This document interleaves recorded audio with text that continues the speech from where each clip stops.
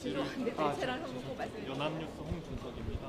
오늘 언론 공지를 통해서 이제 대법관 100명 증언안과 비법조인도 이제 임명 가능한 그 두 가지 법안에 대한 철회를 이제 좀 지시를 하셨다고 돼 있는데 그 어떤 의미에서 지시하셨는지와 그 또 언론에서 나 지시한 일이 없는데? 그게 이게 그 선대위에서 했나 보지? 물론 뭐 제가 위임해놨으니까 선대위가 내 이름으로 할 수 있는데 저는 아직 보고를 못 받았네요. 방금 말씀하신 거 연장선에서 그러면 대법관 30명 정도 증언하는 방안은 철회하지 않았는데 그 부분은 동의를 하시는 걸까요? 그 계속 오해가 있는 것 같은데 대법관 증언 문제나 대법관의 자격 문제는 당에서 공식 논의한 바가 없습니다. 그 법안은 민주당 소속의 의원 개인이 헌법기관의 일인으로서 개인적으로 한 겁니다. 당의 입장과 관계없어요.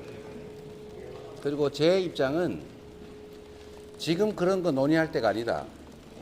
그러나 대한민국 대법원이 워낙 사건은 많고 다른 나라에 비해서 숫자가 적기 때문에 민사사건의 70%가 기록도 보지 않고 그냥 심리불속행이라는 걸로 아예 상고 재판을 받을 기회를 박탈당하고 있고 법원 내에서도 대법관을 증언해야 된다 이런 논의가 많이 있습니다. 그러나 지금은 그 얘기를 할 때가 아니다.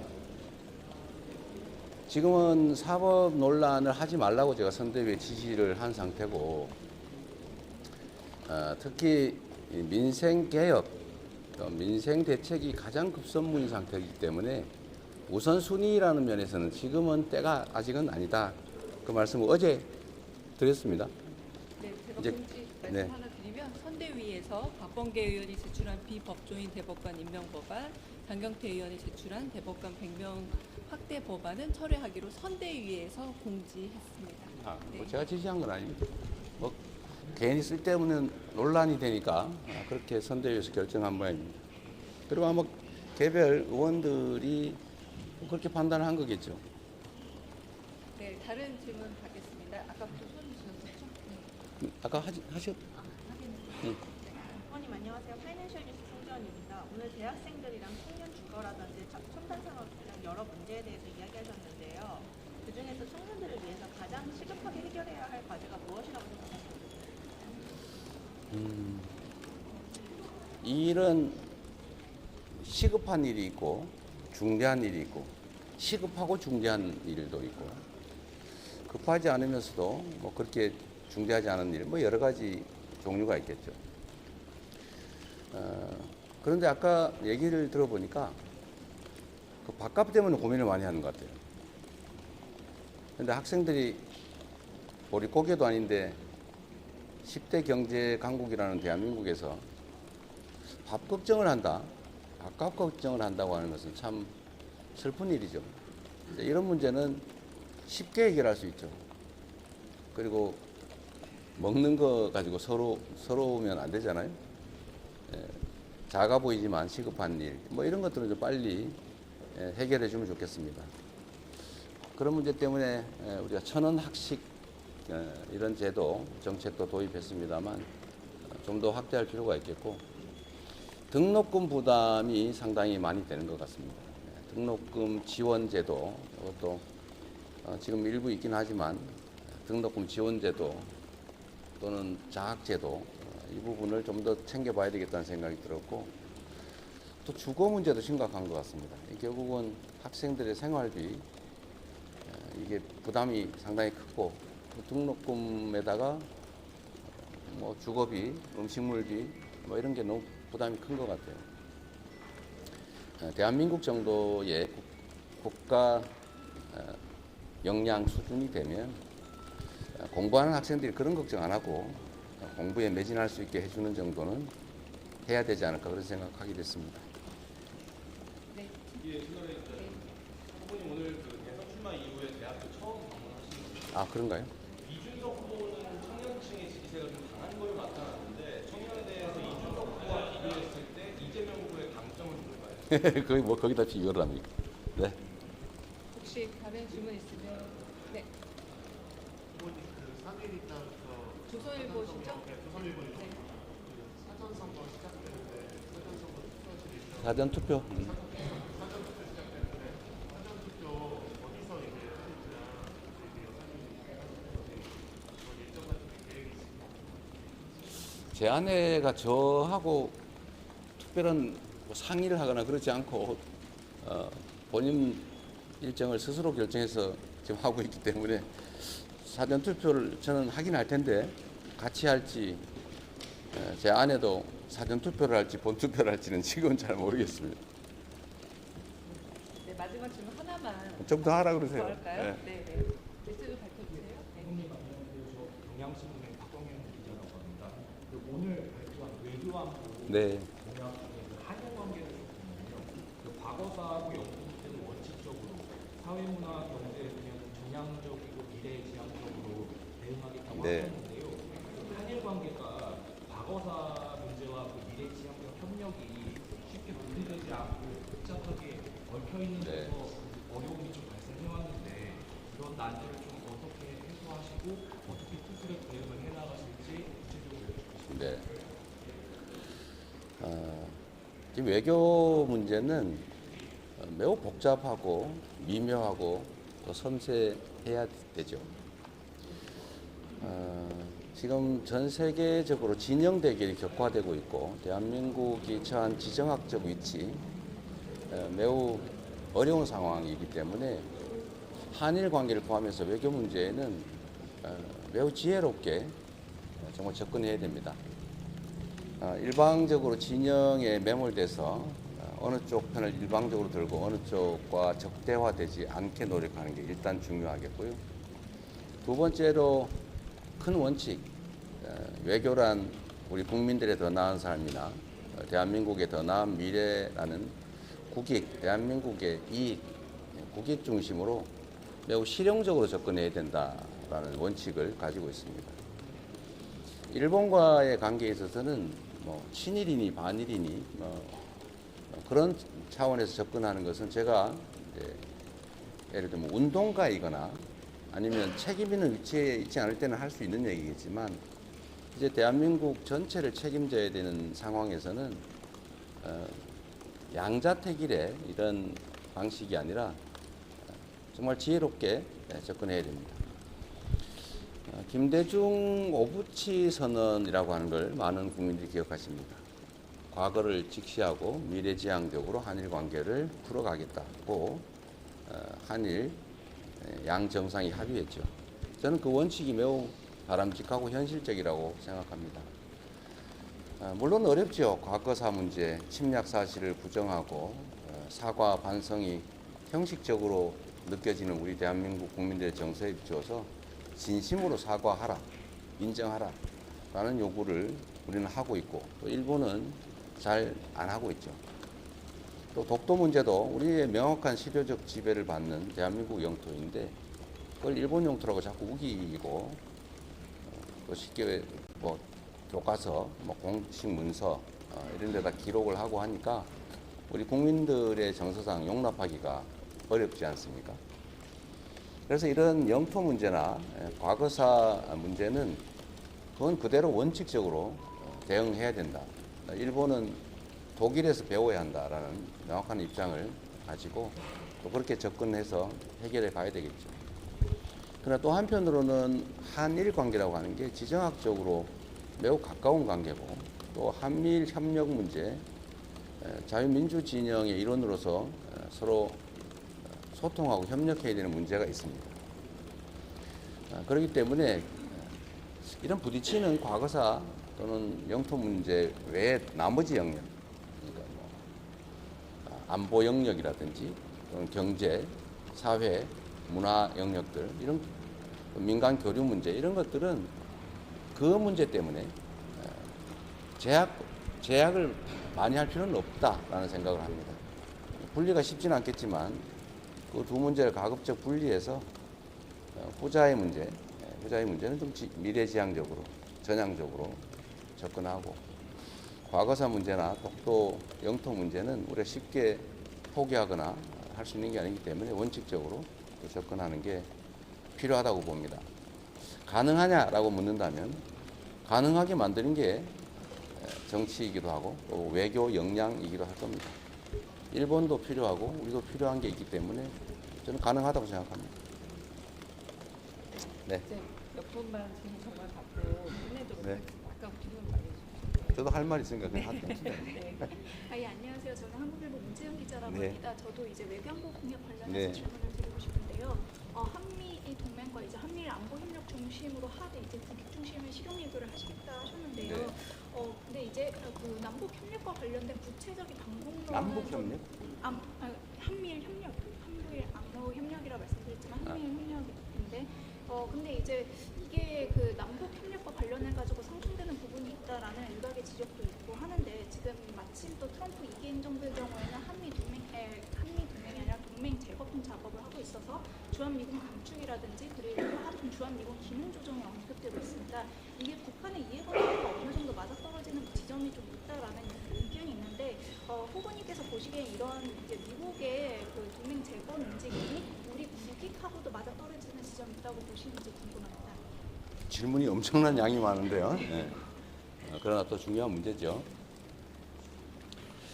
남북 관계는 기본적으로 이제 한미 동맹, 한미 안보 협력이라는 것과 대치되는 것이 아닙니다. 집으로 치면 집에는 기둥도 있고 대들보도 있고 석가래도 있고 지붕도 있고 벽도 있고 그러죠. 한미 동맹 그리고 한미일 안보 협력은 중요한 주축 중의 하나죠. 그러나 그 관계 역시도 한반도의 평화와 안정 그리고 대한민국의 국익에 도움이 되는 방향으로 작동해야 맞는 것 아니겠습니까? 저는 거기 두 가지가 충돌한다고 생각하지 않습니다. 미군이 한반도에 진주하는 이유는 오로지 대한민국만을 위해서 대한민국의 이익을 지키는 안보를 지키는 선의 시혜로 하는 일만은 아니죠. 동맹으로서의 역할 분담도 있겠지만 미국의 세계 전략, 특히 동북아 전략에 밀접한 관련이 있지 않습니까? 그러니까 한반도를 왼쪽으로는 중국을 견제하고 오른쪽으로는 러시아를 견제하는 항공모함, 떠있는 항공모함과 같다라는 미군 책임자의 발언에서도 알 수 있죠. 그들에게도 필요하다 그런 뜻입니다. 그것도 매우 중요한 역할을 하고 있는 그들에게 필요한 상황인 것이죠. 그래서 이런 미국과 우리 한국 간의 필요성, 그다음에 이익 이런 것들을 잘 균형을 맞추는 게 중요합니다.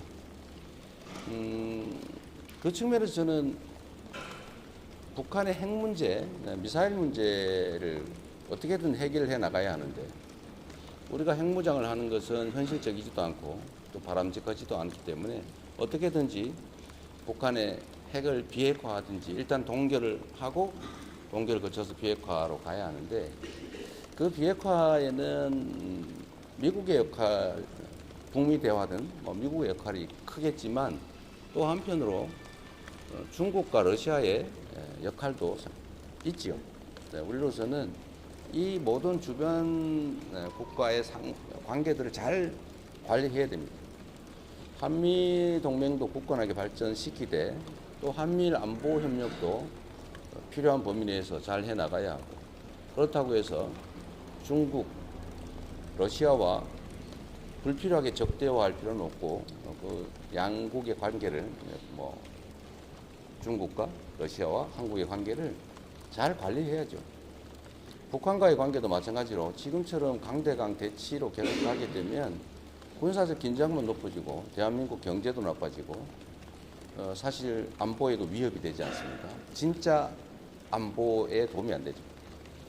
그렇다면 한반도 긴장을 완화하고 평화체제를 구축해가는 과정에서 남북 간의 강력한 군사적 억지력 당연히 필요하고 거기 주력해야 되겠지만 그 기초 위에 대화하고 소통하고 협력하고 그리고 공존하는 공동 번영하는 길을 찾아내는 게 진정한 능력 아니겠습니까?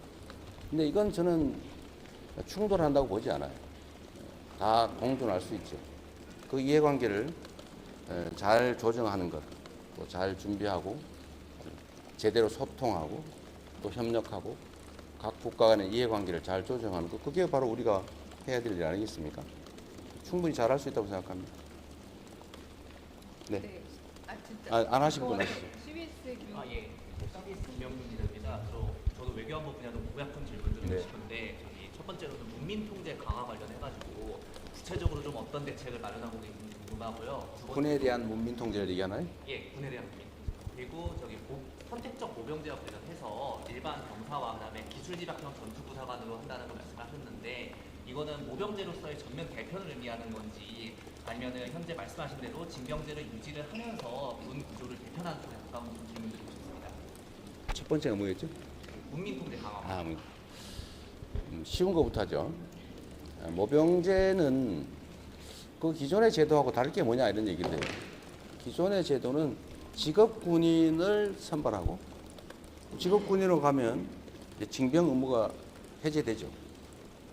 근데 그거하고는 좀 그건 직업 군인이 되는 거고 우리가 말씀드리는 것은 징병 대신에 직업 군인이 되라는 게 아니고 좀 장기간 복무하되 보수를 받고 전문 전투 부사관으로 근무를 하는 걸 선택할 수 있게 해주겠다.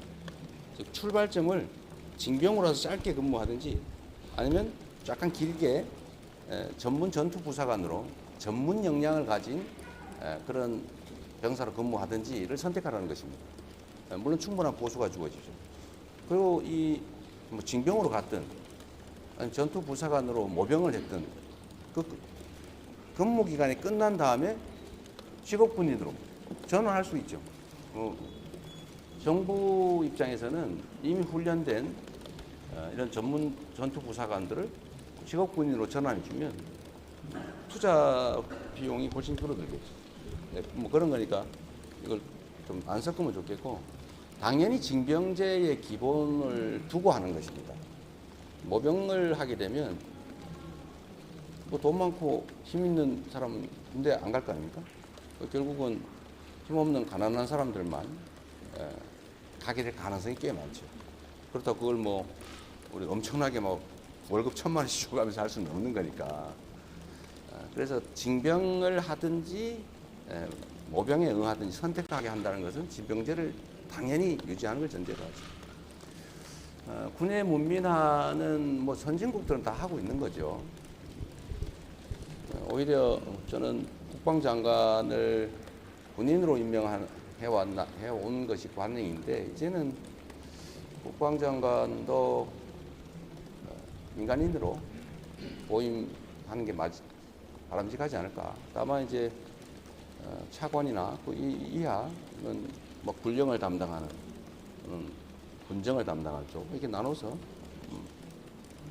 군령 담당은 현역이 맞고 군정 담당은 뭐 그 적당히 또 중간쯤 섞을 수도 있고 좀 융통성 있게 하는 게 필요하겠다고 생각을 합니다. 어쨌든 저는 너무 양자택일적으로 극단적으로 안 가면 좋겠어요. 가끔씩은 저는 그런 뭐 여러분들이 잘 뭐 의도한 바는 아니라고 생각해요. 그러나 언제나 이거와 저거 둘 중에 하나냐 뭐 이런 거는 가급적이면 토론이 중요한 민주주의 사회에서는 좀 그런 건 바람직하지 않다는 생각이 들 때가 많아요. 정치인들이 그래서 그래요. 너무 극단적이에요. 둘 중에 하나. 세상에 둘 중에 하나가 어디 있어요? 흑 아니면 백 그런 게 어디 있어요? 회색도 있고 빨간색도 있는 거죠. 저는 오히려 그 중간 정도가 원만할 때 오히려 많더라라는 생각이 듭니다. 한 분 나가 누가 저희 있던데? 진짜 점심 포기하고 마지막 질문. 저 시사이클 전주성이라고 합니다. 네. 아까 그 남북 관계 관련해서 대화를 강조하셨는데요. 네. 대선에서 당선이 되신다면 남북 정상회담을 추진하실 계획이 있습니다. 그 뭐 계획하고 안 하고 문제가 아니라 그 당연히 해야 되는 일이죠. 그러나 가능할지는 잘 모르겠어요. 지금 상태로는 매우 어려울 겁니다. 그러나 당연히 준비하고 가능하게 만들어야 되겠죠.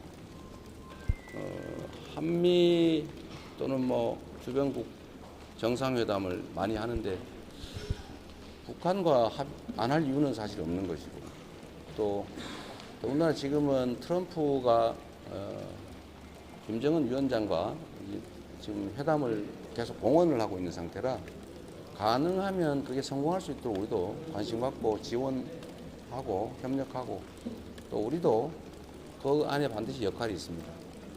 그 질문을 하실 것 같아서 그냥 이어서 설명을 좀 드리면 한국이 북미 회담 관련해서 소외되지 않겠냐, 배제되지 않을까, 소위 북한의 통미봉남 정책에 희생되지 않을까, 뭐 그런 우려를 하는 경우가 있습니다. 그리고 미국이 또 거기에 동조하지 않을까 그런 걱정들을 하는 경우가 있습니다. 그런데 저는 그러지 않을 거라고 봐요. 역사적 경험을 돌아보면 만약에 북미 회담이 성공을 해서 뭔가 좀 이렇게 개선 조치를 하게 되면 북측에는 당연히 재정적 부담이 수반되는 지원 수답이 필수적일 텐데 지금 미국이 저렇게 자기 이익에 매달리는데 대북 지원을 자신들이 전담할까요? 전에도 북한 경수로 다 한국이 돈 대고 그러지 않았어요? 그래서 결국은 이 한반도에서 벌어진 일이기 때문에 한국 정부를 패싱한다든지 뭐 그럴 필요도 없고 그럴 가능성도 저는 없다고 봅니다. 그렇게 되지 않도록 만들어야죠. 그 공연한 걱정들을 자꾸 만들어서 일부러 하는 경향이 있어 보입니다. 네, 그런 일은 있기도 어렵고 생기게 해서도 안 되는 거죠. 네. 저희 정말 여기까지 하겠습니다. 아니, 좀 더 하라고 그러세요. 네. 매체 좀 말씀해 주세요. 네, YTN 홍보의견이고요. SNS 통해서 계속 공약 발표하고는 계신데 공약집 발간은 사실상 사전 투표 직전이 될 것 같은데 네. 이게 유권자들을 고려하지 않은 처사란 지적도 있어서요. 뭐 저희로서는 최선을 다하고 있고요. 다른 후보들은 아예 안 낸다는 것 같은데? 다른 후보들은 어떻습니까? 오늘 내일 낸다고 김문수 후보는 아, 오늘 낸대요? 오늘 내일 중 나온다. 확실하지가 않아요. 그쪽도. 대선 후보들이 마찬가지인 상황입니다. 공약이 없어 보이던데. 저희는 어쨌든 제가 그 내용을 다 파악도 해야 되고 분량이 워낙 많기 때문에 세부 내용을 정리 조정하느라고 하는 거고요. 주요 공약들은 이미 거의 다 발표됐고 또 계속해 나갈 겁니다. 그걸 뭐 일부러 보여드리지 않기 위해서 그런 것처럼 누가 지적을 한 것 같은데 본인들 거부터 먼저 내라고 하는 게 좋지 않을까 싶어요. 이게 적반하장이라는 얘기를 가끔씩 하지 않을 수가 없는데 자기 스스로 좀 돌아보면서 타인의 문제를 지적하는 게 그게 상식적인데 그게 잘 안 되는 것 같아요. 헬기 얘기도 그렇고.